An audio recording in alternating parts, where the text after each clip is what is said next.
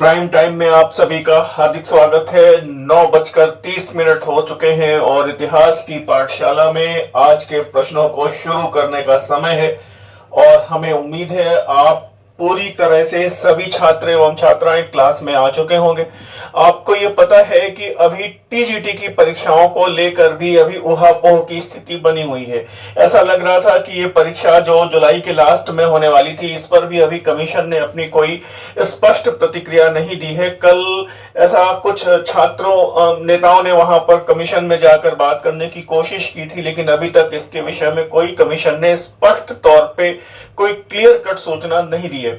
फिलहाल परीक्षा की तिथियां भले ही अभी थोड़ा सा उन्होंने जो कैलेंडर जारी करना है टाइम लग रहा है, लेकिन आपसे मुझे उम्मीद है पढ़ाई आपकी लगातार चल रही होगी और बेहतरीन प्रश्नों को, एनसीईआरटी के प्रश्नों को और कुछ खास प्रश्नों को लेकर हम लोग अपनी क्लास को शुरू कर रहे हैं। और देख पा रहे होंगे आप मुगल काल में नौबत खाना कैसा भवन था। थोड़ा ध्यान से देखिए, फिर मैं थोड़ा सा स्क्रॉल करके विकल्प ऊपर करूंगा। मुगल काल में नौबत खाना कैसा भवन था। अब मैं थोड़ा सा ऊपर करता हूं ताकि आप विकल्पों को प्रॉपर वे में देख पाए। बात नौबत खाना की हो रही है और फिर यहां पर देखिएगा, ये मुझे लग रहा है कर पाएंगे आप। बादशाह का निजी मंत्रणा कक्ष था या बादशाह का न्याय का दरबार था। यह एक ऐसी जगह थी जहां से नियुक्ति पत्र जारी किए जाते थे, या फिर शाही महलों के प्रवेश द्वार का ये ड्रम हाउस था, ढोल घर था। ध्यान दीजिएगा, जहां से दीवाने आम में बादशाह के आने की सूचना दी जाती थी और जहां पे बादशाह शाही घोषणाओं के लिए भी इसका उपयोग किया जा सकता था और जहां पर बादशाह मुलाकात करता था लोगों से। तो देखिएगा, चार ऑप्शंस हैं और मुझे लग रहा है कि अब इतना बड़ा एक्सप्लेनेशन दिया गया है तो देख करके भी ये लगता है कि हाँ बिल्कुल ठीक है, यही वाला विकल्प होना चाहिए। ध्यान दीजिएगा, ये एक तरह का ड्रम हाउस था या ढोल घर था या ये कह लीजिए संगीत कक्ष था जहां पर बादशाह के आने की सूचना। और जो जब बादशाह प्रवेश करता था तो आपको शायद अगर आपने फिल्मों में या टीवी वगैरह में देखा हो तो बहुत सारे नगाड़े बजते थे, तुरही बजती थी, शहनाई बजती थी। तो ये यहाँ से ही ये घोषणाएं होती थी कि बादशाह आ रहे हैं और उनके लिए तमाम तरह की जो प्रोटोकॉल्स हैं उनके प्रवेश करने के लिए म्यूजिक, ड्रम जो भी बजते थे सब यहीं से होते थे। तो मुझे उम्मीद है आप इस प्रश्न को देख पा रहे होंगे, नोट कर लीजिएगा। एक बात यहां पर जाते जाते आगे बढ़ने के पहले मैं बता दूं, बादशाह का निजी मंत्रणा कक्ष क्या होता था। निजी मंत्रणा कक्ष, ध्यान दीजिएगा, तो ये बड़ी बड़ी बेहतरीन बात है और इसको ध्यान रखिएगा। ये गुसल खाना होता था, इसको गुसल खाना कहा गया है और कहीं ऐसा ना हो जाए कि आप इसको गड़बड़ कर जाएं। और फिर ध्यान दीजिएगा, जो न्याय का दरबार होता था मुगल काल में बेसिकली अलग अलग समय पर अलग अलग लोगों ने अलग अलग दिन पे न्याय किए, लेकिन बेसिकली अगर ये कहा जाए कि मुगल काल में न्याय का दिन कौन सा था तो मुझे उम्मीद है आप बता पाएंगे और वो बुधवार होता था। तो फिलहाल अगले प्रश्न की तरफ हम लोग जाते हैं और देखिए क्या कह रहा है। किस गवर्नर जनरल को कुख्यात पंडारी और राज्यों को लूटने वाला कहा गया है। सरल प्रश्न है और मुझे लगता है किसी परीक्षा में पूछा गया है, आप इसको बहुत तुरंत जवाब दे पाएंगे और बिना विकल्प को देखे भी अगर आप जवाब देना चाहेंगे इसमें तो ये लॉर्ड डलहौजी है। ध्यान दीजिएगा, राज्यों को लूटने वाला कुख्यात पिंडारी, डॉक्ट्राइन ऑफ लैप्स, राज्य हड़प नीति बढ़िया से पता है। और ये पता है कि ईस्ट इंडिया कंपनी का जो सर्वाधिक राज्य विस्तार हुआ वो डलहौजी के समय ही हुआ। फिलहाल इस प्रश्न को देखिए, 1586 टाइम दिया हुआ है।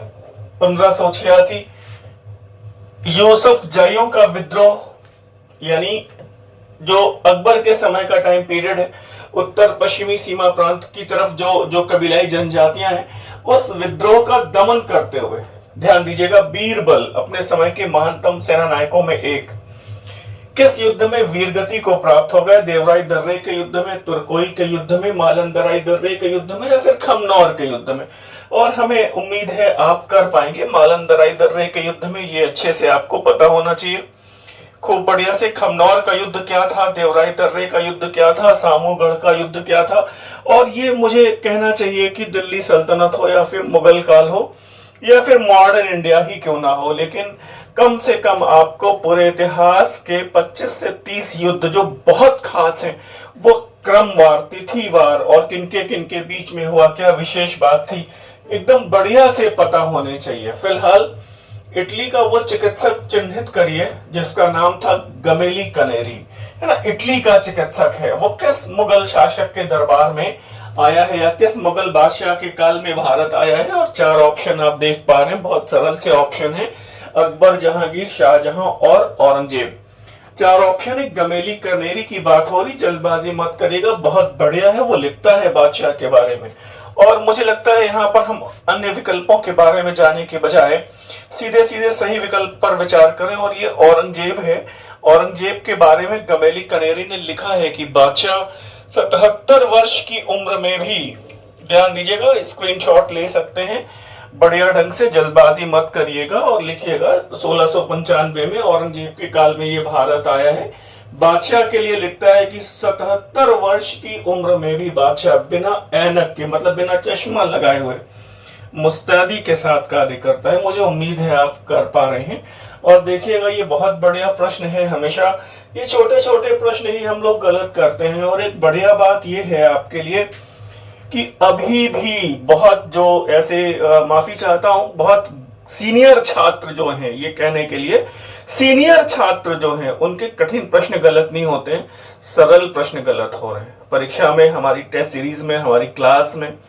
और छात्र हमेशा परेशान है। और प्रश्न को एक जो सबसे बड़ी बात है जिसको हम कहते हैं अटेंशन डिफिशियंसी डिसऑर्डर, जिसको ध्यान नहीं देते हैं, ध्यान ना दे पाने की आदत, प्रश्न को पढ़ते नहीं है और गलत जवाब दे देते हैं। अब जैसे एक आपको हर्षवर्धन के नाटक पता है, वो पूछा गया हर्ष के नाटक कौन से हैं, और फिर एक बार ये पूछा गया श्री हर्ष। अब श्री हर्ष आपको दिखाई ही नहीं पड़ता है, केवल हर्षवर्धन याद रहता है। यानी कमीशन कुछ प्रश्न आपसे परीक्षा भवन में आपके अति आत्मविश्वास का परीक्षण करने के लिए गलत करवा लेगा। और हमारे गंभीर जितने भी बड़े लंबे समय से तैयारी करने वाले छात्र हैं, जो काफी सीनियर हैं, वो बस केवल 1 और 2 प्रश्नों से जो चूक गए, वो केवल सरल प्रश्नों की वजह से चूक गए। आज भी बहुत सारे प्रश्न फॉरवर्ड हुए हैं। मुझे लगता है कि छात्र चैट जीपीटी और गूगल और पता नहीं कहां से तैयारी कर रहे हैं, टेक्स्ट बुक नहीं पढ़ रहे हैं, वो यही एक समस्या है। फिलहाल ये देखिएगा, मौलवी लियाकत अली का क्या हश्र हुआ। यानी कि 57 के विद्रोह में ये आपको पता है कि मौलवी लियाकत अली साहब प्रयागराज, वर्तमान इलाहाबाद, जो जिसको भी आप कहते हैं, 57 के समय कैनिंग ने कुछ समय के लिए इलाहाबाद को, तत्कालीन इलाहाबाद को राजधानी भी घोषित किया था। उनका क्या हश्र हुआ, मतलब वो उनके साथ क्या व्यवहार हुआ, वीर गति को प्राप्त हुए, वो नेपाल चले गए। तो नेपाल जाने वाले भी आपको नाम याद आ जाना चाहिए। 2 लोग हैं, कौन, नाना साहब और बेगम हजरत महल। गिरफ्तार करके म्यांमार निर्वासित कर दिए गए या फिर गिरफ्तार करके अंडमान निकोबार निर्वासित कर दिए गए। तो ध्यान दीजिएगा, म्यांमार जाने वाला कौन है, याद आया आपको, बहादुर शाह जफर को। बर्मा की राजधानी दागोन, बर्मा वर्तमान म्यांमार है, ठीक है। और फिर यहाँ पर ध्यान दीजिएगा, गिरफ्तार करके अंडमान, तो यहाँ पर बिल्कुल अब सही जवाब आ रहा है, अंडमान उनको भेज दिया गया, अंडमान निकोबार भेज दिया गया। ध्यान दीजिएगा, बर्मा की जो राजधानी है रंगून, वहां पर एक जगह है दागोन, जहां पे बहादुर शाह जफर का मकबरा भी है, उसको वहीं दफनाया गया है। प्रश्न कभी ऐसे भी आए हैं कि किन मुगल बादशाहों के मकबरे भारत के बाहर हैं, किन मुगल बादशाहों के मकबरे भारत के बाहर हैं। तो बाबर का भी बाहर है, काबुल में है, आपको पता है। अगर ये प्रश्न ऐसे आ जाए कि बाबर को सर्वप्रथम कहां दफनाया गया, मुझे उम्मीद है आप बहुत प्रॉपर वे में मुझे फॉलो कर रहे होंगे, सुन रहे होंगे। बाबर को कहां दफनाया गया, तो बाबर को आगरा के आरामबाग में दफनाया गया। दोनों में फर्क है। बाबर का मकबरा कहां है सर, बाबर का मकबरा काबुल में है। तो कहेंगे सर काबुल में कैसे है, तो बेसिकली बाबर की जो अंतिम इच्छा थी वो यही थी कि उसको मृत्यु के बाद उसके हम वतन, उसके मूल वतन काबुल में दफनाया जाए। तो कोई बात नहीं भाई, डेथ हो गई, उसको दफना दिया गया यहाँ पे आगरा के आरामबाग में। फिर उसकी जो विधवा है ना, मुबारक यूसुफजई, उसने बाबर का मकबरा बनवाया काबुल में, और बाद में बाबर की अस्थियों को यहाँ से निकलवा कर दोबारा काबुल में दफनाया गया। बात क्लियर हो रही है। बाबर को कहाँ दफनाया गया, आगरा के आरामबाग में। बाबर का मकबरा कहाँ है सर, बाबर का मकबरा काबुल में। फिर इसी तरह जहांगीर का मकबरा वर्तमान संदर्भों में भारत के बाहर है, क्योंकि लाहौर में है, शाहदरा में। याद आया आपको, बिल्कुल ठीक है। और तीसरा जो मुगल बादशाह है, परवर्ती मुगल बादशाह है, बहादुर शाह जफर है, उसका अंडमान निकोबार, जहां पे सॉरी जो मुगल बादशाह है उसका वो म्यांमार, बर्मा की राजधानी रंगून, वर्तमान म्यांमार, ठीक है ना। और ये अंडमान की जो बात हो रही है, ध्यान दीजिएगा, बहुत ध्यान से सुनिएगा, फिर से माफी चाहता हूँ।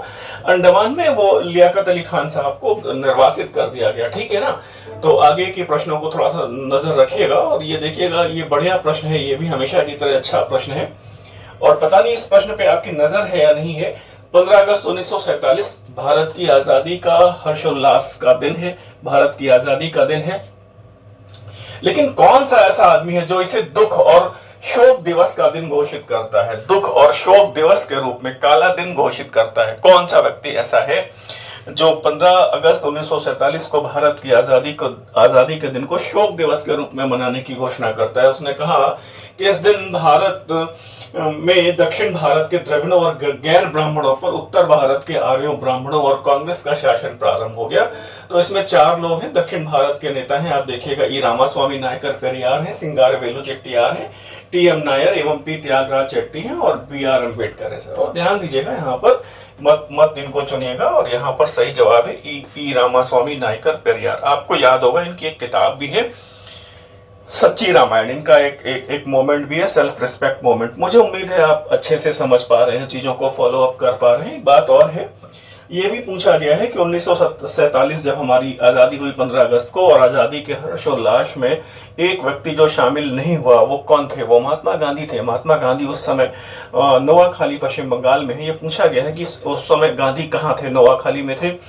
वो ऐसे लिखा गया है कि वो थका हारा बूढ़ा राष्ट्रपिता अपने थके हारे कदमों से गांव गांव में चलकर सांप्रदायिकता की जो हिंसा है उसमें सताए गए लोगों के साथ उनकी पीड़ा को बांट रहा था, उनके साथ सहानुभूति और करुणा के साथ खड़ा हुआ था, ऐसा गांधी के लिए कहा गया है। तो यहाँ पर ये पता है।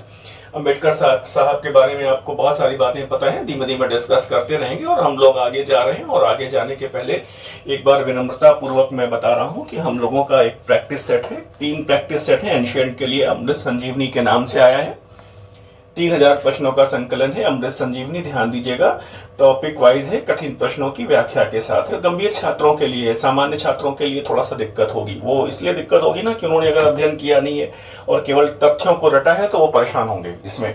ये हमारा अमृत गंगा है, अमृत गंगा मेडवल इंडिया के लिए 2500 प्रश्न है, आप देख पा रहे हैं, और इसको आप अपने अध्ययन में शामिल कर सकते हैं। टॉपिक वाइज है, अरबों के आगमन और राजपूत काल से शुरू होता है, और ये मॉडर्न इंडिया का हमारा अमृत मंजरी के नाम से आया है।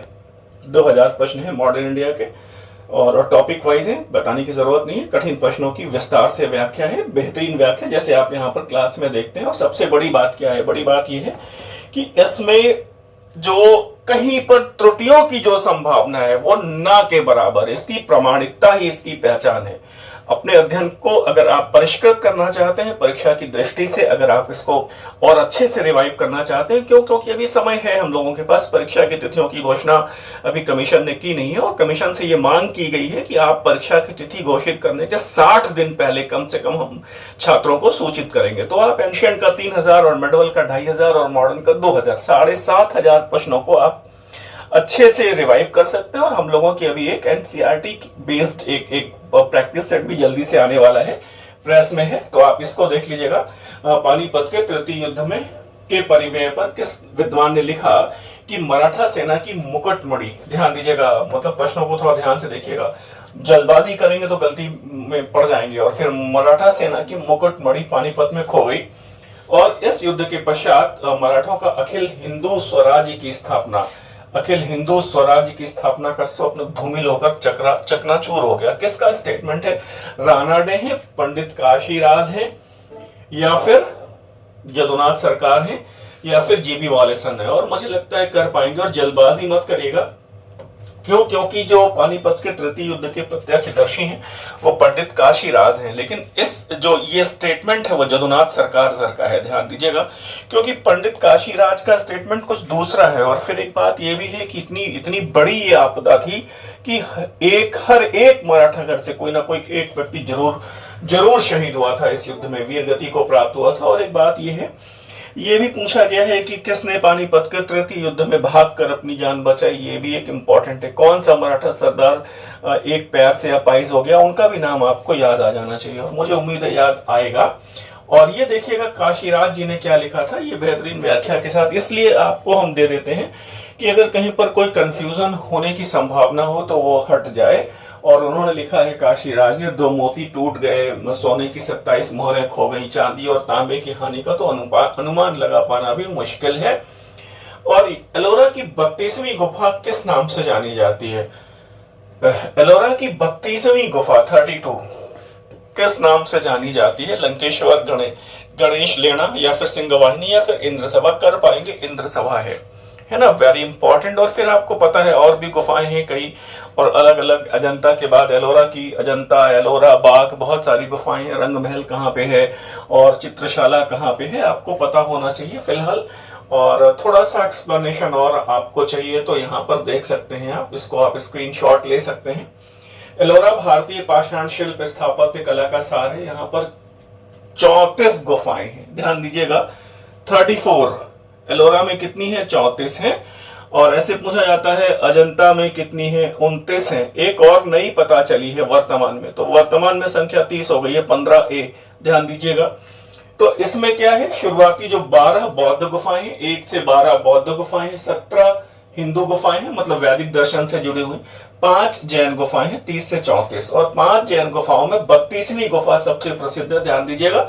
इसे इंद्र सभा के नाम से जाना गया है। तो बौद्ध भी है, जैन भी है, हिंदू गुफाएं भी हैं, ध्यान रखिएगा। इतने बेहतरीन ढंग से हमने आपको समझाया है। और यहाँ पर देखिएगा B.R. अम्बेडकर के 3 गुरु कौन है, मतलब ऐसे 3 महापुरुष जिन्हें अम्बेडकर ने अपने गुरु के रूप में स्वीकार किया, जिनके ऊपर, जिनका सर्वाधिक प्रभाव अम्बेडकर के जीवन पे है, वो कौन है? गौतम बुद्ध हैं, संत कबीर हैं, महात्मा ज्योतिबा फुले हैं।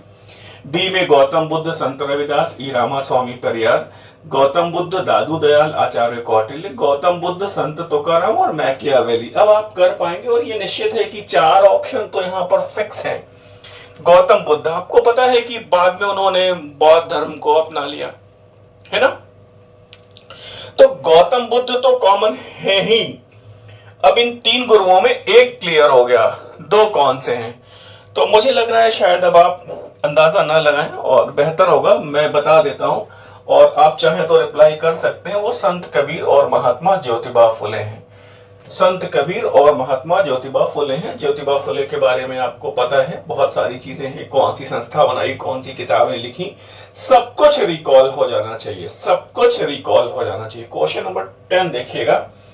रविंद्रनाथ टैगोर ने राजा राम मोहन रॉय को कौन सी उपाधि दी? रविंद्रनाथ टैगोर ने राजा राम मोहन रॉय को कौन सी उपाधि दी? युगदूत या फिर आधुनिक भारत के सूत्रधार? ध्यान से देखिएगा, आधुनिक भारत के सूत्रधार यानी कि इनॉग्रेटर ऑफ मॉडर्न इंडिया, या फिर विश्व के आंदोलनों का अगुआ, या फिर प्रातः काल का ध्रुव तारा, morning pole star of India. ठीक है, तो अब क्या लगाएंगे इसमें? और बहुत गलती, जल्दबाजी मुझे उम्मीद है कर जाएंगे, और जल्दबाजी ना करिएगा, और युगदूत को मत लगाइएगा, है ना। यहाँ पे सही जवाब है इनॉग्रेटर ऑफ मॉडर्न इंडिया। आधुनिक भारत के सूत्रधार, ये रविंद्रनाथ टैगोर कहते हैं, किनको? राजा राम मोहन रॉय को कहते हैं। अब मामला ये है कि सर युगदूत किसने कहा है? युगदूत किसने कहा है? विश्व के आंदोलनों का अगुआ किसने कहा? बहुत सारी उपाधियां हैं, और राजा राम मोहन रॉय तो इतने इंपॉर्टेंट है कि उनकी उपाधियां, उनकी किताबें, उनकी संस्थाएं सब पता रहनी चाहिए। तो थोड़ा सा देखिएगा, यहाँ पे सुभाष चंद्र बोस ने राजा राम मोहन रॉय को युगदूत की उपाधि दी। एक क्वेश्चन ये क्लियर हो गया। सुरेंद्रनाथ बनर्जी ने उन्हें भारत में संवैधानिक आंदोलनों का जनक कहा, father of constitutional agitation in India. और रविंद्रनाथ टैगोर ने उन्हें आधुनिक भारत का सूत्रधार की उपाधि दी। और दीन बंधु याद है ना, CF एंड्रूज ने उन्हें पूरे विश्व के आंदोलनों का अगुआ कहा, पूरे विश्व के। तो एक ही प्रश्न में इतने सारे प्रश्न बन रहे हैं, और मैं चाहता हूं कि अब अगर मोटे मोटे तौर पे, अगर मतलब मुझे ऐसा लगता है कि अगर अब आपने रिवीजन में अगर कोई कोताही करी तो थोड़ा सा समय बहुत मिला है। 3 बार परीक्षाएं आपकी स्थगित हुई हैं, तो अब इस तरह के प्रश्नों को परीक्षा भवन में गलत करने का मतलब है कि आप पहले ही राउंड में परीक्षा में की दौड़ से बाहर हो रहे हैं। ऐसा नहीं होना चाहिए, और बार बार, इतनी बार प्रैक्टिस करनी है कि जो गलतियां परीक्षा भवन में हो जाएं वो बेहतर है पहले ही कर लें। और ये तभी होगा जब आप बहुत बहुत बार प्रैक्टिस करेंगे। और इसी तरह के प्रश्नों और उनकी व्याख्या के साथ ये हमारी अमृत मंजरी आधुनिक भारत के लिए प्रैक्टिस सेट है 2000 प्रश्नों का। टॉपिक वाइज संकलन है, कठिन प्रश्नों की व्याख्या के साथ रिमार्क्स के रूप में लिखे हुए हैं प्रश्न। मेडोल इंडिया की अमृत मंजरी है, 2500 प्रश्न है, 2500 सरल और कठिन प्रश्न है। और सरल आपको लगता है, लेकिन प्रश्न कोई सरल और कठिन होता नहीं है। आपको नहीं आता है तो कठिन है, और आता है तो सरल है। और ये हमारा एंशिएंट इंडिया का अमृत संजीवनी है। ध्यान से देखिएगा, 3000 प्रश्न के आसपास है इसमें, 3000 प्लस कह सकते हैं। टॉपिक वाइज है, प्रागैतिहासिक काल से शुरू होता है ना। और इसको प्रैक्टिस करने में ये पक्का है कि आप ऐसे प्रश्न गलत करेंगे जिसके बारे में आप इतने आत्मविश्वास से भरे होंगे कि ये तो मैंने सही लगाया है। फिलहाल ये प्रश्न देखिए, 11 अरविंदो घोष की शिष्या, ध्यान दीजिएगा, विदेशी शिष्या है क्योंकि फ्रांसीसी मूल की हैं, बहुत इंपॉर्टेंट है, जो बाद में भारत में आ गई, पौंडीचेरी आ गई, जिन्हें मदर के नाम से जाना जाता है। ध्यान दीजिएगा, बहुत इंपॉर्टेंट है। फ्रांसीसी मूल की वो महिला जो अरविंदो की शिष्या थी, और इन्हें मदर के नाम से जाना जाता है। और उनका नाम क्या है? Mirra Richard Alfassa, Madeleine Slade, Margaret Noble या फिर रोमिया रोला। मुझे उम्मीद है आप कर पाएंगे। थोड़ा सा ध्यान दीजिएगा, जल्दबाजी मत करिएगा सर, और यहाँ पर रोमिया रोला को मत चुनिएगा। तो अब बाकी बचे 3, और 3 में वो है मीरा रिचर्ड अल्फासा। ध्यान दीजिएगा, बहुत इंपॉर्टेंट है। मैडलिन स्लेट कौन है? फिर आपको ये याद आ जाना चाहिए। याद आया कि नहीं आया ये बताइए। मैडलिन स्लेट कौन है?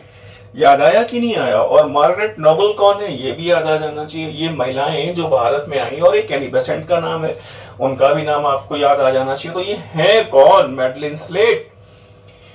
कई बार आया है मैडलिन स्लेट, गांधी की शिष्या है जो मीराबेन के नाम से जानी गई, पता चल रहा है। मार्गरेट नोबल कौन है? वो सिस्टर निवेदिता है, भगिनी निवेदिता, विवेकानंद की शिष्या है, उनकी मानस पुत्री है। और फिर यहां पर देखिएगा, रोमिया रोला ने अरविंदो घोष को भारतीय दार्शनिकों का सम्राट घोषित किया है। मतलब इतने बेहतरीन। अब कह रहे सर इतने कम प्रश्नों में हम आपको अगर 20 प्रश्न डिस्कस करते हैं और एक प्रश्न में आपको 5 नई बातें बताते हैं, 100 प्रश्नों के बराबर है ना। कि वो कहते हैं ना कि फोकस ऑन क्वांटिटी गलत हो जाएगा, फोकस ऑन क्वालिटी ये सही हो जाएगा। तो don't focus on quantity, focus only on quality. Quality पर आप, गुणवत्ता पर ध्यान दीजिए। तो फिर ये बात देखिएगा, एनी बेसेंट अरविंदो को भारतीय मनीषी की संज्ञा देती है। एनी बेसेंट का नाम भी आपको पता है। किसका वक्तव्य है? हिंसा के विरुद्ध हिंसा अपरिहार्य, हिंसा का जवाब हिंसा से देना होगा। और मुझे एक बात और याद आ रही है, युगांतर का एक स्टेटमेंट है, युगांतर समाचार पत्र का, कि अब समय आ गया है कि जब हिंसा का जवाब हिंसा से दिया जाए, और भारत की 30 करोड़ जनता अपने 60 करोड़ हाथ उठाए।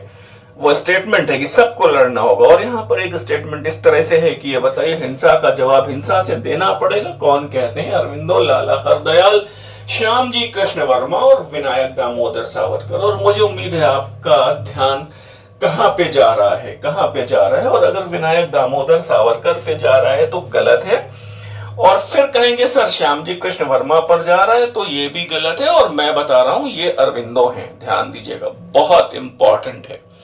हिंसा का जवाब हिंसा से दिया जाए, हिंसा का जवाब हिंसा से दिया जाए, तो ये अरविंदो घोष हैं। ध्यान रखिएगा, लाइफ डिवाइन, सावित्री महाकाव्य, तमाम बातें हैं। और फिर ये नव बुद्ध की उपाधि किसे दी गई है?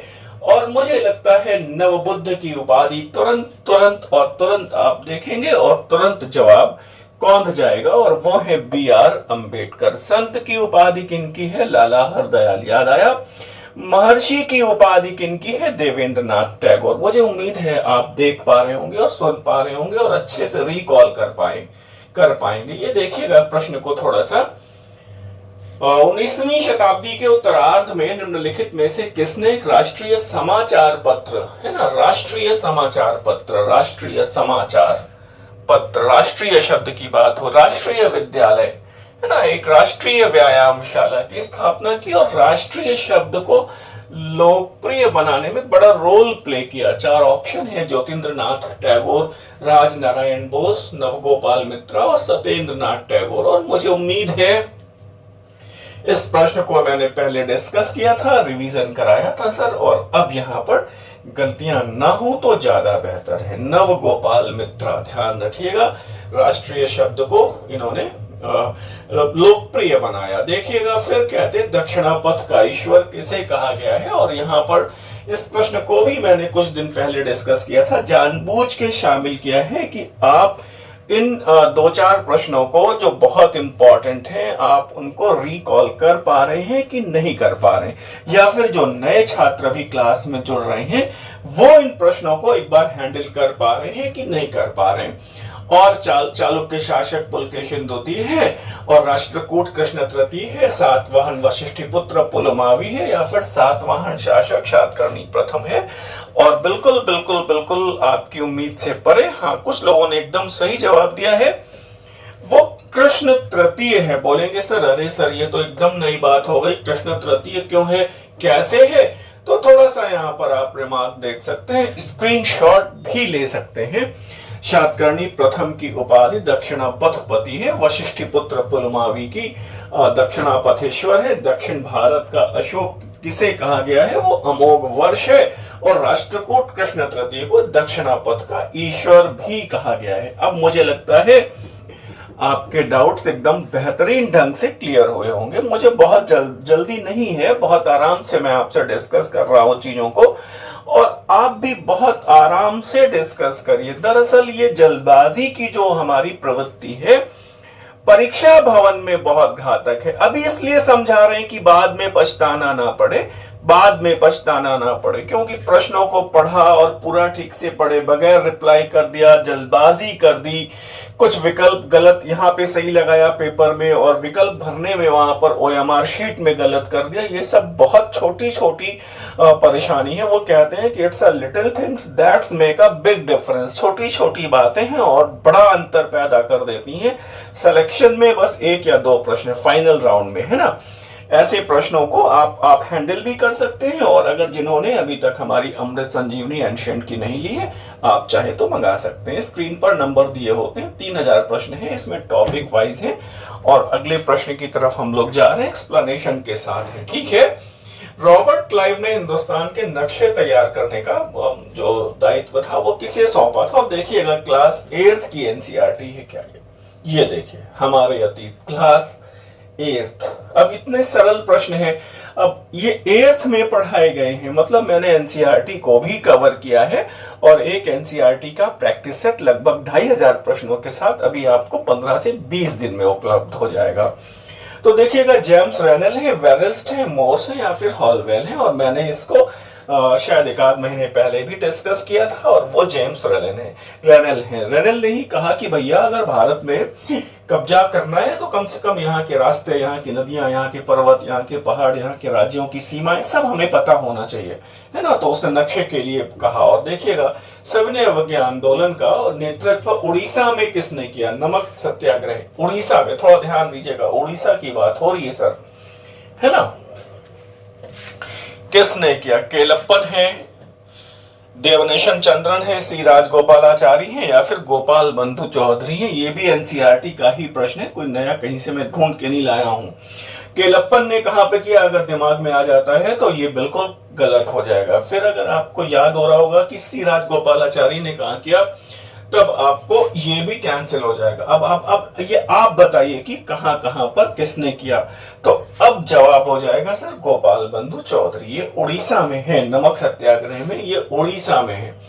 ऐसे ही तमाम सैकड़ों की संख्या में नए प्रश्न जो अब आपके लिए, ध्यान दीजिएगा, पुराने प्रश्नों की प्रासंगिकता अब केवल इतनी है परीक्षा भवन में 15-20 प्रश्न, 20-25 मान लीजिए 125 में मिल भी जाते हैं तो ये प्रश्न गलत ना हो, बस कर इतनी प्रासंगिकता है कि पुराने प्रश्न गलत ना हो और नए प्रश्न जो आ रहे हैं वो आपको आने चाहिए। सरल प्रश्नों में तुक्के सही, गलत मतलब ओवर कॉन्फिडेंस में गलत ना हो। तो उड़ीसा में गोपाल बंधु चौधरी ने बालासोर, कटक और पुरी जिलों में नमक सत्याग्रह का नेतृत्व किया। फिलहाल विधवा पुनर्विवाह अधिनियम किस तिथि को लागू हुआ? तिथि आपको बतानी है, और फिर ये तो पता है कि 56 में हुआ था, तो 23 जुलाई को है या 25 जुलाई को है या 26 जुलाई को है ना। ये तो हो नहीं सकता, 57 वाला 56 में हुआ है, तो 26 जुलाई 1856 है ना। और ये भी आपको पता होना चाहिए कि इस अधिनियम की किस धारा संख्या के साथ, और जवाब आप देना चाहिए, अगर आपको देना चाहें तो दे दें, नहीं देना चाहते हैं तो ये स्क्रीनशॉट है, नए छात्र नोट कर सकते हैं, पुराने छात्रों को पता है। धारा संख्या 15। इसी तरह वो कहते हैं दास प्रथा को किस अधिनियम से अवैध घोषित किया गया, उसकी धारा संख्या बताइए। सती प्रथा को किस अधिनियम से अवैध घोषित किया गया, उसकी धारा संख्या बताइए। इस तरह के तमाम छोटे छोटे प्रश्न हैं जो अब गलत नहीं होने चाहिए। इस प्रश्न को देख लीजिए, भारत विभाजन को किसने संप्रदायवाद के पक्ष में राष्ट्रवाद का समर्पण की संज्ञा दी, और वो सैफुद्दीन किचलू है, चौथराम गिडवानी है, पुरुषोत्तम दास टंडन है, मौलाना हफीजुर रहमान है। एनसीईआरटी का प्रश्न है, क्लास 12 की एनसीईआरटी का प्रश्न है। और इन प्रश्नों को कम से कम जो बेसिक टेक्स्ट बुक के प्रश्न हैं वो गलत नहीं होने चाहिए, है ना। और यहां पर आप कर पाएंगे, और जवाब सैफुद्दीन किचलू हैं, डॉक्टर सैफुद्दीन किचलू हैं, ध्यान रखिएगा। और फाइनली ध्यान रखने की बात यह है, जहां तक मेरा अपना अनुभव कहता है वो ये है कि सबसे ज्यादा जो प्रश्न आपके गलत होते हैं, जो भी, जैसे मान लीजिए एंशिएंट में 2-4 गलत हो गए, मेडवल में गलत हो गए, तो 2-3 प्रश्न ज्यादा जो गलत होते हैं वो मॉडर्न इंडिया में गलत होते हैं। मॉडर्न इंडिया क्योंकि तिथियों का मामला है, तुक्का लग नहीं सकता मॉडर्न इंडिया में, है ना। बहुत सारी चीजें ऐसी हैं जो गलत हो जाती हैं। अब इसका केवल एक ही इलाज है कि आप प्रॉपर वे में रिवीजन करिए, बड़ी धैर्य के साथ आप बैठे रहे, क्लास को बड़े धैर्य के साथ आपने सुना। और जो नए छात्र जुड़े हैं उनको जुड़ने के जाने से पहले मैं सूचना दे रहा हूं, वो चाहे तो आप ये एंशिएंट की हमारी अमृत संजीवनी 3000 प्रश्नों का ये प्रैक्टिस सेट, इसी तरह हमारा मेडवल का अमृत मंजरी 2500 प्रश्नों का ये प्रैक्टिस सेट टॉपिक वाइज है, कठिन प्रश्नों की व्याख्या के साथ है, और मॉडर्न का ये प्रैक्टिस सेट हमारा अमृत मंजरी के नाम से आया है। 2000 प्रश्नों की व्याख्या के साथ ही स्क्रीन पर दिए गए नंबरों पर आप संपर्क करके जानकारी ले सकते हैं, इन पुस्तकों को मंगा सकते हैं, अभी समय है, प्रैक्टिस कर सकते हैं। और प्राइम टाइम को आज के विश्राम देने का समय है। आपको पता है कि प्राइम टाइम की क्लास हमारी हफ्ते में 3 दिन होती है, मंगलवार, बृहस्पतिवार और शनिवार को रात को 9:30 पर। तो अगली मुलाकात, अगली पाठशाला हमारी बृहस्पतिवार को रात को 9:30 पर। आज विदा दें, धन्यवाद, नमस्कार।